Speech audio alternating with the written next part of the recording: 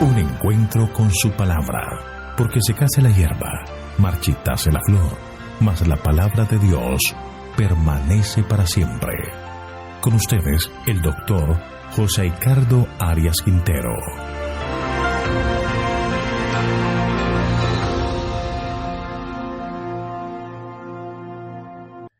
Vamos a estudiar Oseas capítulo 10, el castigo de Israel. Vamos a orar. Padre eterno y bondadoso, cuán agradecidos estamos contigo, Señor, por todos los cuidados y bendiciones otorgadas. Gracias porque nos regalas este día lleno de vida y nos permite, Señor, entrar en tu presencia por medio de esta oración para solicitar la presencia de tu Espíritu en nuestro medio. Oh Dios, necesitamos urgentemente que tú vengas a iluminar nuestra mente para que podamos comprender tu palabra y guardar estas verdades en nuestro corazón. Guíanos, Señor. Ayúdanos a vivir conforme a tu voluntad, pues lo pedimos todo en el nombre de Jesús. Amén. El tema que se ha tratado en el capítulo 9 de Oseas continúa en el capítulo 10. Un pueblo lleno de privilegios y bendecido por Dios atribuye todo lo que tiene a los ídolos. Se entrega a una adoración desenfrenada a los falsos dioses y se aparta de Dios. La riqueza de Israel, en vez de contribuir a alabar a Jehová por los abundantes bienes materiales, no ha servido sino para multiplicar los lugares del culto idolátrico. Los altares y cipos, que son estelas de culto, se multiplicaron por doquier en honor a los baales de cada lugar, al estilo cananeo. Esto traerá como resultado el castigo por su maldad. La primera sección de este capítulo 10 de Oseas son los versículos 1 al 8, donde se describe la proliferación de la idolatría en Israel. Una descripción interesante de la situación de Israel ofrece el versículo 1. Leamos. Israel es una frondosa viña que da de sí abundante fruto. Cuanto más abundante era su fruto, más se multiplicaban los altares. Cuanto mayor era la bondad de su tierra, mejor hacía sus ídolos. El pueblo de Dios frecuentemente es comparado en la Escritura con una viña que Dios plantó y cuidó. La viña que aquí se describe lleva fruto, pero el fruto producido es para sí misma. Desde el punto de vista del propietario, la viña resulta inútil porque no recibe ningún fruto de ella, y así sucedió en el caso de Israel. El Señor no recibió el fruto que le correspondía de la nación por la que había hecho tanto. Si bien es cierto que nominalmente y por la profesión de fe que el pueblo de Israel hacía, era el pueblo de Dios en la práctica, pero no dio frutos de justicia. Era como la higuera estéril que Jesús maldijo. Elena de White comenta, en el servicio que profesaban prestar a Dios, los judíos trabajaban en realidad para sí mismos. Su justicia era fruto de sus propios esfuerzos para observar la ley conforme a sus propias ideas y para su propio bien egoísta. Discurso Maestro de Jesucristo, página 50. Esto debe llevarnos a reflexionar que son pocos los que pueden soportar la prosperidad. En vez de ser conducidos por la bondad de Dios y por sus privilegios a un arrepentimiento sincero del pecado y a una comunión más íntima con su Hacedor, son propensos a olvidarlo. Guardan los frutos para sí mismos. Es un gran abuso de la bondad de Dios al negarse a compartir nuestras bendiciones con otros. Pero de este pueblo se dice, conforme a la abundancia de su fruto multiplicó también los altares, conforme a la bondad de su tierra aumentaron sus ídolos. En vez de agradecer a Dios por sus bondades y reconocerlo como el supremo benefactor, ellos aprovecharon la prosperidad fue para acrecentar su idolatría. Usaron mal los dones que Dios le dio. Se hundieron más y más en el pecado. Pero hay algo más en el versículo 2. Dice, su corazón está dividido, ahora serán hallados culpables. Jehová demolerá sus altares y destruirá sus ídolos. Este pueblo pretende agregar a la adoración a Dios la adoración a los falsos ídolos. Dios no puede aceptar un culto o un servicio a medias. Nadie puede servir a dos señores. Ama al uno y aborrece al otro. Dios no puede aceptar la adoración de una persona que también pretende adorar a sus propios ídolos.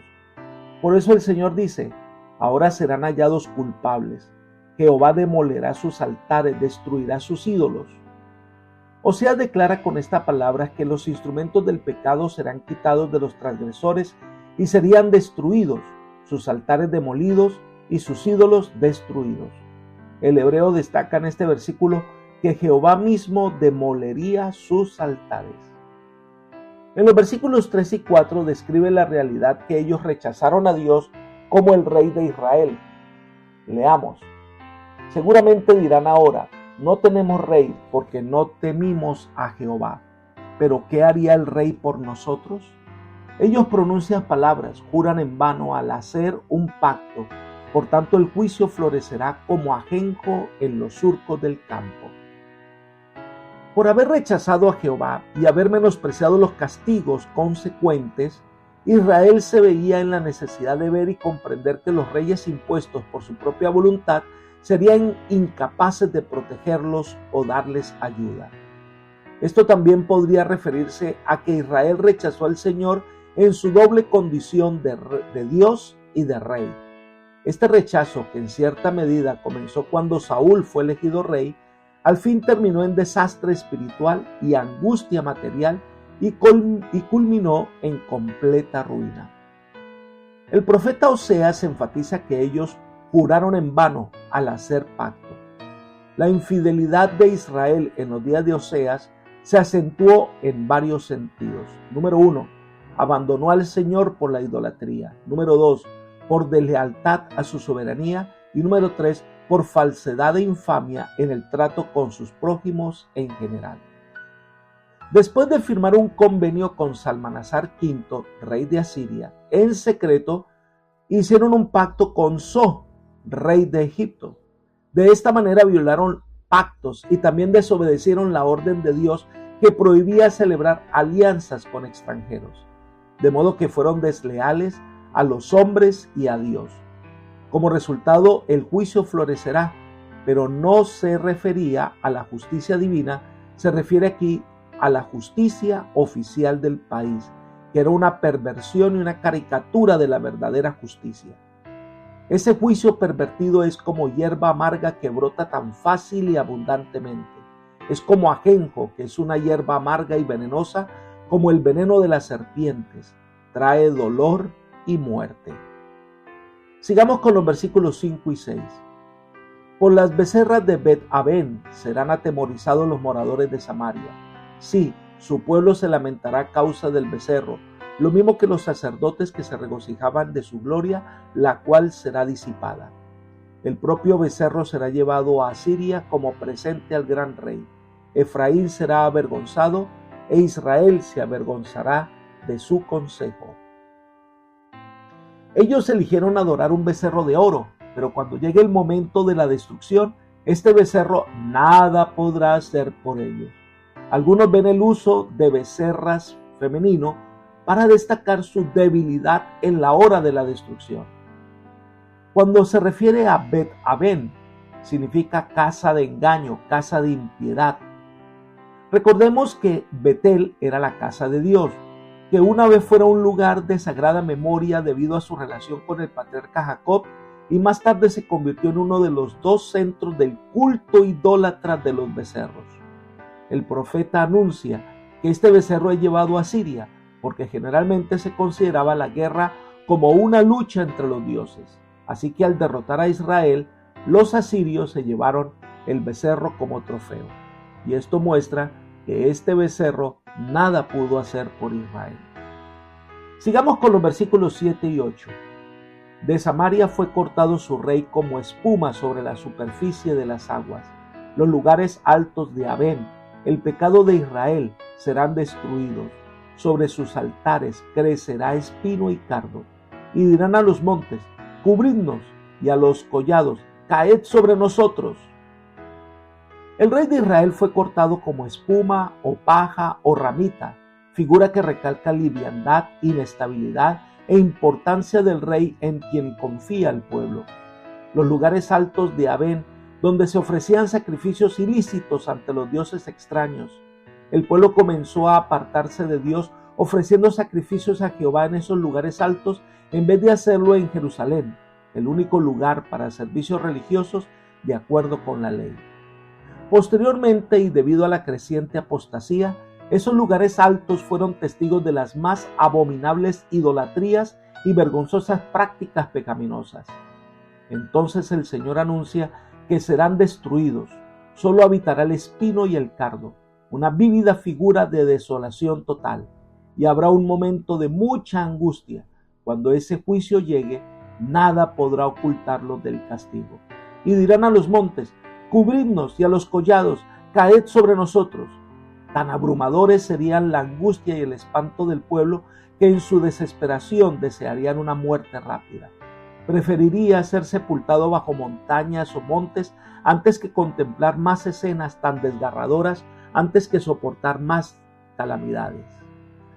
Esa será la experiencia de los impíos al final del tiempo. Cuando se manifieste el juicio divino, Apocalipsis capítulo 6, dice que los impíos clamarán a las peñas y a los montes que los oculten de la presencia del Señor, porque el gran día de su ira ha llegado, ¿y quién podrá permanecer en pie? Pero el juicio de Dios es algo que nadie podrá evitar. La siguiente sección de este capítulo 10 de Oseas son los versículos 9 al 15 y se refiere a la destrucción inmediata de Israel. Leamos los versículos 9 y 10. Desde los días de Gabaa, tú has pecado, Israel. Allí se han quedado. ¿No tomarán guerra en Gabaa esos inicuos? Los castigaré cuando lo desee. Los pueblos se juntarán contra ellos cuando sean castigados por su doble crimen. Gabaa fue el lugar de ese crimen atroz sobre una mujer. Pero a pesar de ese crimen, ellos tenían una confianza de que nada les iba a pasar. Se creían seguros y por eso seguían pecando sin pensar que Dios va a descargar su ira sobre ellos. Así como las otras tribus se juntaron en Gabaa contra la tribu de Benjamín para destruirla, así también ahora contra las 10 tribus se juntarán diversos pueblos y naciones para destruir a Israel. El número de los que se reunieran contra Israel sería tan abrumador como lo fue el de todas las tribus reunidas contra la pequeña tribu de Benjamín. El castigo de Israel será el resultado inevitable de sus transgresiones y como animales sujetos al yugo, el pueblo tendría que arrasar ese castigo. El pueblo de Dios había despreciado el yugo fácil y liviano de Dios y quedó atado con lazos de su pecado. La destrucción le sobrevendría estando en ese pecado. Miremos el versículo 11. Efraín es como una novilla domada a la que le gusta trillar, mas yo pasaré el yugo sobre su lozana cerviz. Yo unciré a Efraín, Judá tendrá que arar y Jacob quebrará sus terrones. Efraín es comparado aquí con una novilla domesticada para trillar el grano.